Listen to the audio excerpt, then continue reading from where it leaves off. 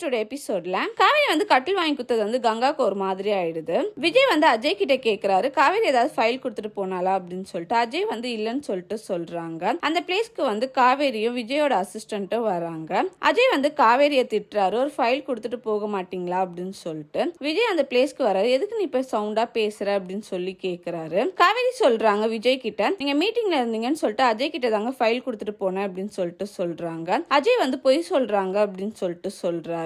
விஜயோட அசிஸ்டன்ட் வந்து சொல்றாங்க, இல்ல மேடம் வந்து அஜய் சார் கிட்ட ஃபைல் கொடுத்தாரு அப்படின்னு சொல்லிட்டு அந்த ஃபைலை எடுத்துட்டு வராங்க. விஜய் வந்து அஜய் திட்டுறாரு, இதுக்கப்புறம் இந்த மாதிரிலாம் பண்ற வேலை வச்சுக்காத அப்படின்னு சொல்லிட்டு சொல்றாரு. நிவின் வந்து யமுனாவை வந்து ஐஎஸ் கோச்சிங் கிளாஸ்ல சேர்த்து விடுறாங்க. இவ்வளவு ஃபீஸா வேண்டாம் அப்படின்னு சொல்லிட்டு யமுனா சொல்றாங்க. நிவின் வந்து சொல்றாரு, நீ கலெக்டர் ஆனதுக்கு அப்புறம் சம்பளத்துல இருந்து எனக்கு கொடு அப்படின்னு சொல்லிட்டு. யமுனாவும் ஓகே சொல்றாங்க.